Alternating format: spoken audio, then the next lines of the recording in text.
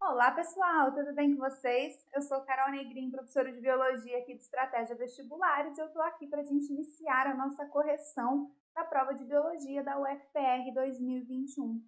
Essa prova tem ao invés de 9 questões, né, por conta das mudanças aí, 9 questões objetivas, tiveram 6 questões objetivas, 6 questões boas, uma muito difícil, a primeirona aí muito difícil, as demais bastante legais. Gente, a última questão nós tratamos muito bem na nossa revisão de véspera, né? Teve também uma questão aí relacionada a vacinas que a gente teve na hora da verdade, então estava fresquinho na cabeça de vocês, a gente tinha acabado de conversar para quem acompanhou, né? E claro que todas as outras estavam presentes no material. Bora lá para a gente conversar sobre essa prova então. UFPR 2021. Ervilhas lisas e rugosas foram estudadas por Gregor Mendel e a característica ervilha rugosa é dita recessiva, uma vez que esse tipo de fenótipo não ocorre no heterozigoto, que sempre exibe ervilhas lisas. A mutação presente no alelo recessivo, que determina ervilhas rugosas, é uma inserção de 800 pares de bases na região codificadora de aminoácidos do gene, que codifica a enzima ramificadora de amido, gene SBE1.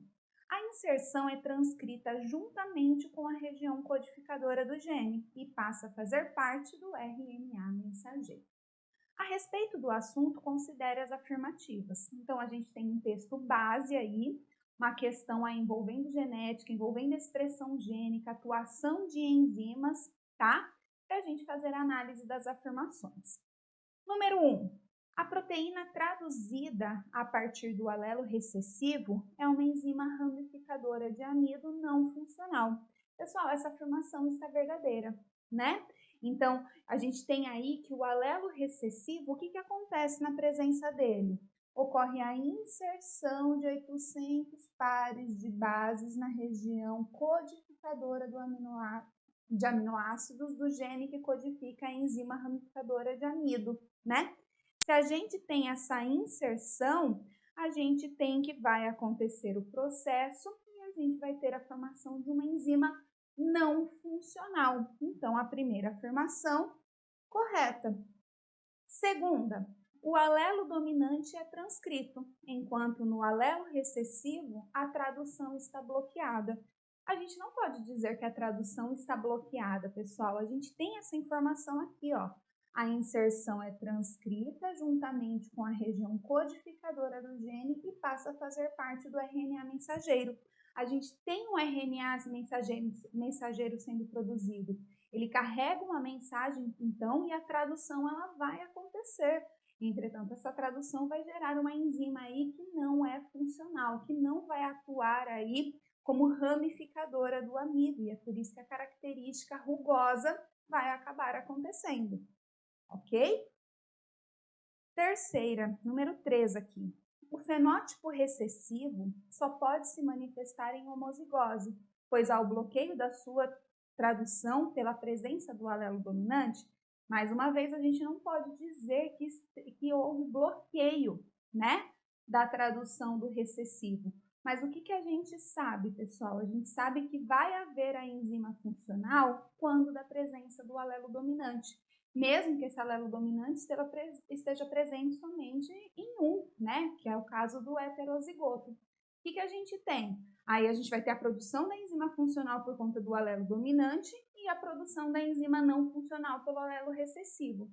Tá, produziu a não funcional, mas a quantidade de funcional que é produzida dá conta do recado, dá conta de que a expressão, né, do fenótipo liso aconteça. Errado, então. E a número 4? Nos heterozigotos, mesmo com metade da quantidade da enzima funcional, a ramificação do amido ocorre normalmente e não há alterações perceptíveis na forma dos grãos de ervilha. É isso mesmo, na condição de heterozigose, a gente tem uma quantidade aí de alelos que vai ser então expresso, né? Que vai ter uma enzima que vai ramificar o amido e aí a semente vai ter um fenótipo liso, tá bem? Na condição de homozigose dominante, a quantidade de enzimas aí vai ser ainda maior E somente na condição de homozigose recessiva é que vai ter a enzima não funcional, que vai fazer com que não ocorra a ramificação do amido, e aí a característica rugosa para a ervilha vai acabar aparecendo. A alternativa, então, correta, estão corretas aqui, 1 e 4. Assinale a alternativa correta, somente as afirmativas 1 e 4 são verdadeiras e o nosso gabarito é a letra C. Gente, questão dificinha, né? Questão de interpretação, de saber os mecanismos aí, como eu falei para vocês, tudo bem? É uma questão, eu falo, quando a UFPR ela cobra a genética, gente, ela vai com a genética funda. As questões elas não são tranquilinhas, não, tá bom? Essa era a questão mais difícil da prova, ao meu ver. Vamos lá continuar. UFPR 2021. Animais e plantas têm características relacionadas ao aumento das chances de sobrevivência e de reprodução em diferentes condições ambientais. Com relação às características adaptativas presentes nos animais e nas plantas, assinale a alternativa correta. Letra A. Os cactos possuem epiderme fina e flexível para reduzir a perda de água e folhas grandes e largas que podem absorver muita água. Tudo errado, né, gente? Os cactos, eles possuem uma epiderme espessa, né? Isso garante aí maior proteção contra a perda de água. Além de que eles apresentam folhas reduzidas a espinhos, não possuem folhas grandes e largas, o que reduz transpiração, tá bem? Então, incorreta a letra A. Letra B. Os anfíbios apresentam adaptações para a vida em terra, como respiração traqueal nos adultos e os ovos com anexos embrionários. Toda errada também, né, gente? Claro que eles apresentam certas adaptações, sim. A respiração, entretanto, nos anfíbios adultos é principalmente cutânea, tá legal? Além de que eles não apresentam ovos com esses anexos embrionários aqui, eles são seres anamnióticos, tá? Então, incorreta a letra B. Letra C. As principais adaptações das plantas nativas do cerrado são raízes respiratórias, também conhecidas como pneumatóforos, para absorção e fixação de oxigênio. Gente, pneumatóforos aqui, eles são importantes em plantas de mangue, não de cerrado, errada. D. Os mamíferos voadores são animais homeotérmicos, ok, e que possuem sacos aéreos para facilitar o voo? Não, gente, sacos aéreos eles ocorrem em quem? Nas aves, não nos mamíferos voadores. E letra E, nos répteis, o ovo com casca e anexos embrionários permite o desenvolvimento em terra e diminui a mortalidade de embriões. Verdadeira, gente, essas adaptações aqui, ó, ovo com casca, né, casca calcária, e a presença desses anexos epidérmicos, ou seja, a presença do ovo amniótico, garantiu sim com que houvesse a sobrevivência de embriões mesmo no ambiente seco, então proteção contra a dessecação, então permitindo o desenvolvimento em um ambiente aquoso, né? Então a letra E está correta e é o nosso gabarito. Questão da UFPR 2021. A mosca branca secreta uma substância chamada melada, que é rica em carboidratos. Um estudo realizado em uma plantação de mandioca relata interações entre formigas, abelhas sem ferrão e moscas brancas secretoras de melada. Nessas interações, as formigas se beneficiam da melada e, em troca, protegem as moscas brancas contra seus predadores naturais. Em períodos de escassez alimentar, abelhas sem ferrão consomem a melada, mas não oferecem proteção às moscas. As abelhas escolhem as moscas brancas localizadas em folhas de mandioca sem formiga para buscar a melada. E quando as formigas percebem sua presença, exibem comportamento agressivo exibem, né? Com um aqui, comportamento agressivo e espantam as abelhas das folhas. Considerando as interações ecológicas entre as moscas brancas, formigas e abelhas sem ferrão, é correto afirmar. Então, estamos falando aí de relações ecológicas, a gente vai analisar aqui as alternativas e, quando for havendo necessidade, a gente vai voltando para o texto. Letra A. As formigas são predadoras das abelhas sem ferrão, das moscas brancas e das folhas de mandioca. Incorreta, né, gente? A gente tem até a informação de que existe uma relação que é benéfica para ambas quando a gente considera formigas e moscas. Olhem aqui. Nessas interações, as formigas se beneficiam da melada, ou seja, consomem a melada, essa secreção da mosca branca. E, em troca, protegem as moscas brancas contra os seus predadores naturais. Então, não são predadoras, a letra A é incorreta. Letra B. Abelhas sem ferrão têm relação de comensalismo com as moscas brancas e de competição com as formigas. Essa afirmação está verdadeira, né? É uma relação de comensalismo existente entre as abelhas e as moscas, por quê? Porque as moscas produzem essa secreção que é a melada, tá? O que acontece com as abelhas sem ferrão? Elas consomem a melada, olhem aqui. Em períodos de escassez, abelhas sem ferrão consomem melada, mas não oferecem proteção à mosca. Para a mosca, essa relação é indiferente, tá? Só que é benéfica para a abelha que tem ali o seu alimento. Isso é uma relação de comensalismo. E quando a gente tem aqui que as abelhas, quando elas estão presentes em folha de mandioca, né? Elas preferem as sem formigas. Por quê? Porque quando as formigas percebem a presença das abelhas, exibem comportamento agressivo e as espantam das folhas. Ou seja, competição sim entre elas. Letra B é o nosso gabarito. Vamos ver porque as demais estão incorretas. Abelhas sem ferrão e formigas têm relação de competição entre si e de mutualismo com as moscas brancas. Gente, quem tem relação de mutualismo com as moscas brancas são as formigas, não são as abelhas. E letra D.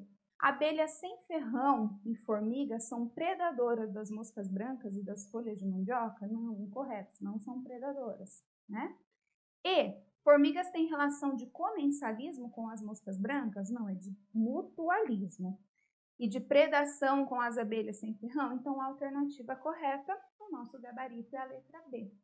Pessoal, para quem faz aí os nossos simulados da UFPR, sempre tem essas questões aí envolvendo relações ecológicas, que eu sempre disse, e a UFPR adora isso, né? Apareceu nessa prova um texto aí com relações bem estabelecidas e apresentando aí uma até complexidade entre esses organismos, né? Na relação entre esses organismos, e uma questão muito legal envolvendo esse tema.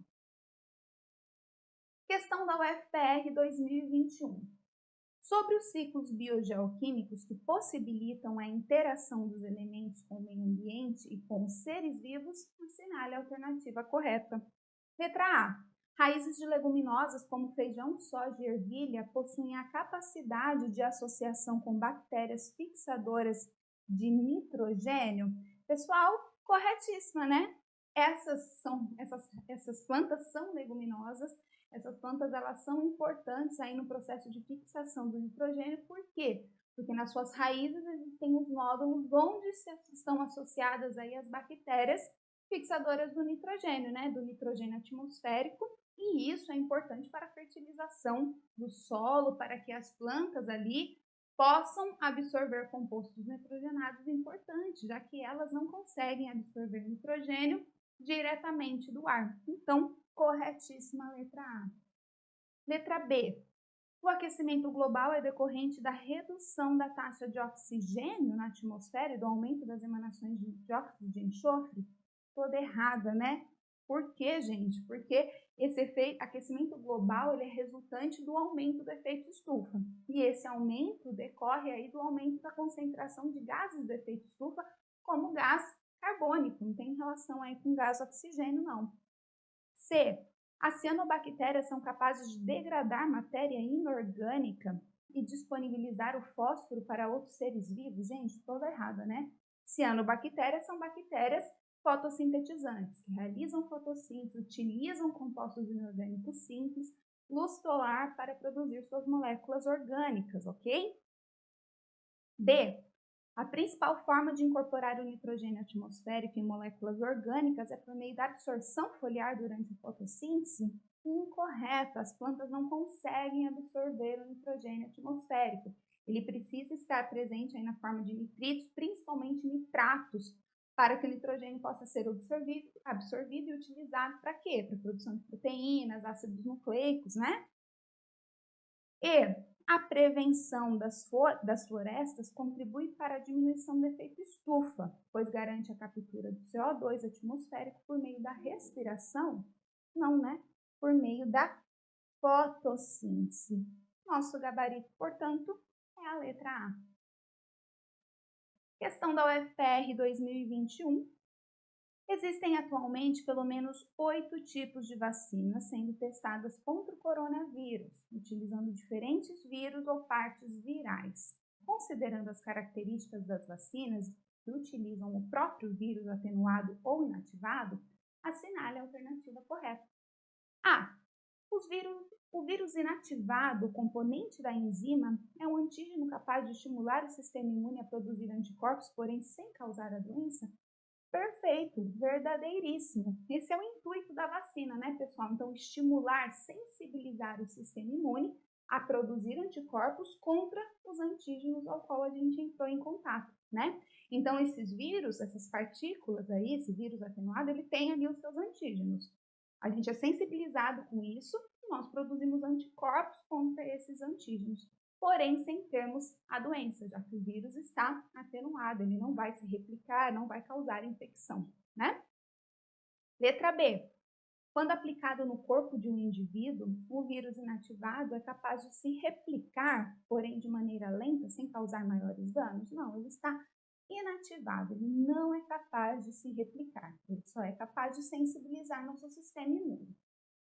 Letra C. Na vacina, o vírus atenuado é um anticorpo que não causa doença, mas provoca uma resposta imunológica que pode bloquear ou matar o vírus de uma pessoa, se uma pessoa for infectada. Incorreta, gente, porque na vacina a gente vai entrar em contato com o antígeno, não com o anticorpo. Nós produzimos um anticorpo contra o antígeno presente no vírus, né? Errada. B. Na vacina, o vírus inativado é um anticorpo, mais uma vez, né? Não, é um antígeno. E o vírus atenuado presente na vacina não é capaz de se replicar, sendo constituído apenas pela informação genética que codifica proteínas que apresentam antígenos relevantes para a proteção do organismo. Gente, incorreta porque a gente é sensibilizado com o antígeno, né? E o nosso corpo vai produzir anticorpos, tudo bem? Contra ele, então incorreta. O nosso gabarito é a letra A. Gente, essa questão foi tratada na nossa hora da verdade. Doença, sistema imune. Então, quem estava presente na aula estava ligado. Questão da UFPR 2021. O arquipélago de Galápagos é formado por dezenas de ilhas vulcânicas e rochedos. O ancestral comum dos tentilhões de Darwin chegou às Ilhas Galápagos há cerca de 2 milhões de anos. Ao longo do tempo, esses tentilhões evoluíram para 15 espécies distintas, diferindo no tamanho do corpo, no formato do bico, no canto e no comportamento alimentar. Com base no texto, é correto afirmar que os tentilhões de Darwin são um exemplo de letra A, irradiação adaptativa, pois as 15 espécies atuais foram criadas por mutações que surgiram para garantir sua sobrevivência em diferentes ambientes. Gente, as mutações elas são espontâneas, ocorrem ao acaso, ou elas acontecem para garantir melhor sobrevivência, visando algum propósito? Não, elas acontecem ao acaso, né? Então, esse termo aqui, ó, surgem para garantir sobrevivência, todo errado. Letra B. Convergência evolutiva, pois as 15 espécies diferentes vivem em ambientes semelhantes. Contrário, né, gente? Nós estamos falando de espécies aí que divergiram, que estão presentes em ambientes distintos, sofrem pressões seletivas distintas, por isso, né, se diversificaram ao longo do tempo e a partir de uma espécie ancestral surgiram aí 15 espécies. Então, não é convergência evolutiva. C. Irradiação adaptativa, pois um grande aumento da taxa de mutações na espécie ancestral originou as 15 espécies atuais. Gente, foi irradiação adaptativa, né? Mas não por conta daquilo que fala, ó, de um grande número de mutações e tal. As mutações, elas até acontecem. Entretanto, não são elas que vão dirigir, de fato, o surgimento das 15 espécies, né? Então, as mutações, elas até podem acontecer, só que são as pressões seletivas do meio, já que essas diferentes populações estão inseridas em diferentes ambientes, né, que estão suportando pressões distintas. A seleção natural é que vai dirigindo isso, né? Dirigindo essa modificação, essa diversificação delas ao longo do tempo até que 15 espécies surgiram, tá? Então, não é esse grande aumento da taxa de mutação que ocasionou aí o surgimento das 15 espécies. Letra D, convergência evolutiva? Não, já falamos que não é convergência evolutiva, né? É o contrário disso. Letra E, irradiação adaptativa, pois as novas espécies que ocupam diferentes ambientes ou nichos foram originadas a partir de um ancestral comum. Verdadeira, né? Existe um ancestral comum, né, pessoal? E aí houve aí diversificação, na verdade, dissipação desses indivíduos, dessa população original, para vários locais, tá? Nesses diferentes locais, as pressões seletivas, elas são distintas, e esses indivíduos, essas populações, elas vão acumulando ao longo do tempo diferenças entre elas, né?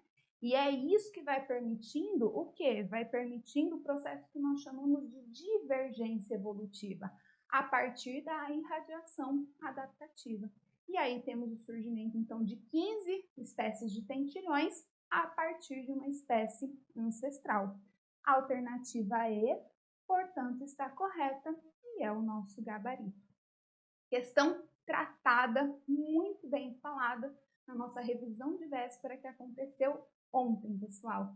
Quem estava presente, tenho certeza que gabaritou. Gente, vamos encerrar então aqui a correção da prova de Biologia da UFPR. Eu espero que vocês tenham ido muito, muito bem. Aguardo vocês me dizerem como é que vocês se saíram e se vocês tiverem dúvidas, entrem em contato comigo aqui através desses canais de comunicação, ok?